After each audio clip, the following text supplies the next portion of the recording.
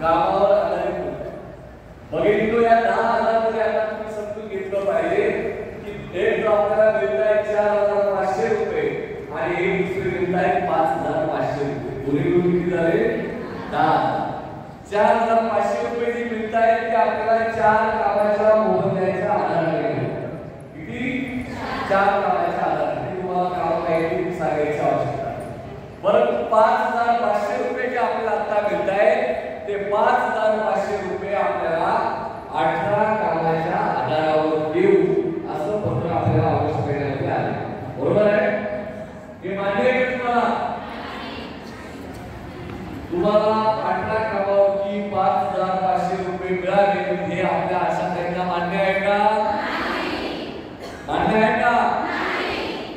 काय करायला पाहिजे? आम्हाला सरसकट पाहिजे. परंतु भगिनींनो या देशामध्ये सरसकट द्यायचा का बंद करून टाकला त्या मोदी बाबाने आणि त्याच्या आधी त्या मनमोहन सिंग बाबाने काम करा आणि पैसे घ्या हा काळ. परंतु आपलं म्हणणं आहे की 5,500 रुपये आम्ही 18 कामावर नको तर आम्हाला 4 कामाच्या आधारानेच आम्हाला ते मिळाले पाहिजे. यासाठी संघर्ष आपल्याला करायचा. हा संघर्ष आपल्याला करायचा आहे. हा संघर्ष घरात बसून होईल का? आज आपल्या तालुक्यामध्ये जिल्ह्यामध्ये किती संख्या अशा काही जिल्ह्याची समजे किती संख्या जिल्ह्याची आपली? हो समजे जिल्ह्यात किती अशा काही आपल्या जिल्ह्यात 1200 75 आहे. तर प्रत्येक जिल्ह्यामध्ये 30% 40% महिला एकत्र येऊन मीटिंग यायला लागले. मोर्चामध्ये यायला लागले. सरकार बदलेल का? आपल्याला बघितलं ठरवलेलं आहे ज्या दिवशी 18 कामावरती तुम्हाला मोबदला वाढ करून देऊ त्याच दिवशी आपल्या संघटनेने पत्र देऊन हे आम्ही खपून घेणार नाही, हे त्वरित रद्द करा. यासाठी महाराष्ट्राच्या मुख्यमंत्र्यांना आरोग्य मंत्र्यांना आपण पत्र दिलेलं आहे आणि सहसंचालक बोरकर साहेबांनी जे पत्र काढलं त्यांना भेटून आम्ही सांगितलं की ही दादागिरी आम्ही चालू देणार नाही.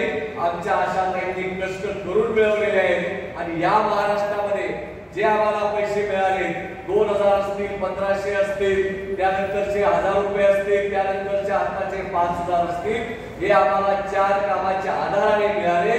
त्याचप्रमाणे हे 5,000 रुपये द्या अन्यथा आम्ही या पुढच्या काळात आंदोलन करू असं पत्र काढलं. मी आपल्याला सांगू इच्छितो अजितदादांच्या कानावर हे प्रकरण घातलं. तुम्ही 5,000 दिले परंतु तुमचे सरकारमधले काही अधिकारी ते आशांना मिळवू नयेत 18 कामाच्या आधारावर देणारे हे पत्र तुम्ही त्वरित रद्द घ्या, नाहीतर आम्ही उद्यापासून आंदोलन सुरू करतो असा इशारा आपण दिला. तर त्यानंतर त्यांनी सांगितलं, त्यानंतर काय झालं, त्यांनी लगेच पत्र काढलं की हे 18 कामाचे पैसे 18 तुम्हाला जे हेड दिले हे सप्टेंबर पासून लागू होईल. म्हणजे त्यांनी जून जुलै ऑगस्टचे आपल्याला पूर्ण दिले, ऑगस्टचे पण पूर्ण मिळतील, परंतु सप्टेंबर म्हणजे ह्या महिन्यापासून का तुम्ही 23 तारखेला जे तुमचा अहवाल दिलाय ते आता 18 हेड प्रमाणे दिले. बरोबर ना? परंतु या विरोधात कृती समिती आणि आयटम संघटना तुम्हाला शब्द देण्यासाठी मी आलोय की येणाऱ्या काळात हा पूर्ण 18 हेडचा GR शासन निर्णय परिपत्रक 100% मागे घेतल्याशिवाय आपण शांत बसणार नाही हे तुम्हाला सांगण्यात. आता हे आपल्याला मागे घ्यायचं आहे, परंतु हे घेत असताना आपल्याला कल्पना आहे की जे पैसे तुम्हाला मिळतात 18 हेड मध्ये त्यामध्ये आम्हाला सांगण्यात आलंय गटप्रमुख आहे किती 2-3 आहेत ना, दोघींना फोन केला होता जे मला काय फोन करून त्रास देतात. त्यांना म्हटलं की तुम्हाला भेटायचंय तर त्या म्हटले की आज आमच्याकडे बौद्ध धर्माची यात्रा आली तिथं आहोत आणि एखादं तरी वर्ष श्राद्ध आहे त्यामुळे आम्ही आलो नाही. म्हटलं आता आमचे श्राद्ध घालायची वेळ यायची, परंतु सर्वांनी यायला पाहिजे. मुद्दा असा आहे की जे मिळवलेले आहे आपण ते पुढे आपल्याला घेऊन जावं लागणार आहे आणि यासाठी येणाऱ्या काळामध्ये राज्य सरकारने आपल्याला जे पैसे दिले 18 हेड मध्ये दिले त्यामध्ये तुम्हाला मी सांगू इच्छितो की आपल्याला मोबाईलचा भत्ता असेल, रिचार्जचा दुरुस्ती करण्याचे पैसे असतील, आणि गटप्रवर्तक काहींना सांगू इच्छितो, आमच्या आशाताईंनी एक जरी काम ऑनलाईनचं केलं असेल तर त्यांना पूर्ण पैसे काढले पाहिजे. ही आमच्या संघटनेसोबत झालेल्या राज्याच्या बोरकर साहेबांच्या सोबत झालेल्या चर्चेवरची चर्चा आहे. परंतु काही गटप्रवर्तकांना सांगण्यात आलं की ऑनलाईनचं काम एकूण जरी नाही किती पैसे कापा, ते कापाकापी करायला जे सांगणारे आहेत ना यांना एकदा आपणच कापावं लागेल. कारण कापल्याशिवाय काही खरं नाही आपल्याला. कारण कष्ट करून पैसे खात्यावर टाकू नका असे काही सांगणारे कोणती सूचना आपल्या बीएम लोकांना वरच्या अधिकारी देतात. त्यांच्या पोटात काय दुखतं मला काही कळत नाही, अशाला पूर्ण पैसे भेटतात. याचा राग तुम्हाला आला पाहिजे.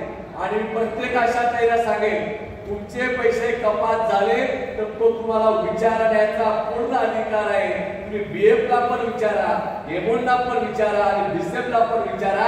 कारण तुम्हाला आता सरकारने आपण पाठपुरावा करून प्रत्येकाला वेतन चिठ्ठी देण्याची मागणी आपली मान्य केली आहे. परंतु सॉफ्टवेअर नसल्यामुळे काही ठिकाणी गटप्रवर्तक तुम्हाला देऊ शकत. परंतु याचा अर्थ असा नाही तुम्ही कोणते पैसे कापा, अशाने महिनाभर काम करायचं आणि जेव्हा पगार खात्यावर जमा होतो कोण म्हणतं 1000 कापले, कोण म्हणतं 3000 कापले, 30,000 आम्हाला मिळणार नाही तर 27 खात्यावर टाकले. ही हुकूमशाही या पुढच्या काळात आपली संघटना सहन करून घेणार नाही, हा इशारा देत आहोत. आणि म्हणून आम्हाला घामाचा दाब पाहिजे. उपकार नको कोणाचे. मार्चमध्ये काय काय गोंधळ करतात ते सर्व मला माहिती. आशाच्या नावावर पैसे टाकायचे, परत जमा करायला लावायचे, असे उद्योग करणारे लोक पण मला माहिती. म्हणून मला सर्व बोलायचं नाही, परंतु आमचा घामाच्या पैशाला तुम्ही हात लावा, अशा ताईंचा दरकार घ्या तर तुम्हाला त्याचे प्रायश्चित्त भोगावं लागेल. कारण 24 तास अशा ताई ऊन वारा पाऊस न पाहता काम करतात. तो आमचा हक्काचा मोबदला मिळावाच पाहिजे, यासाठीचा आपला संघर्ष करावा लागेल. आता आपल्या समोर प्रश्न आहे. आपल्याला सांगण्यात आलं होतं सर्वांच्या आधी जेव्हा आरोग्यमंत्री तानाजी सावंत म्हटले आपल्याला की आम्ही तुम्हाला 7,000, 10,000, 2,000 रुपये बोनस आणि कंत्राटी कर्मचारी दर्जा, किती गोष्ट दिली आपल्याला. अर्ध काम केलं, अर्ध काम बाकी ठेवलं, बरोबर ना. अर्धच दिलंय, बोनस दिला का आपल्याला. राग यायला पाहिजे की लोक आपल्याला अजून, कारण दिवाळी जवळ आली आता. परंतु भाऊबीजला तुम्हाला भाऊबीज देण्याच्या ऐवजी ज्यांनी कधी मागितली नाही त्यांना सगळ्यांना भाऊबीज देऊन टाकली आणि त्या लाडल्या बहिणींना सर्वांना खुश केलं. त्याबद्दल आपल्याला बिलकुल दुःख नाही. कारण लाल डोक्याचं राजकारण आहे की या देशामध्ये गरिबांच्या खिशात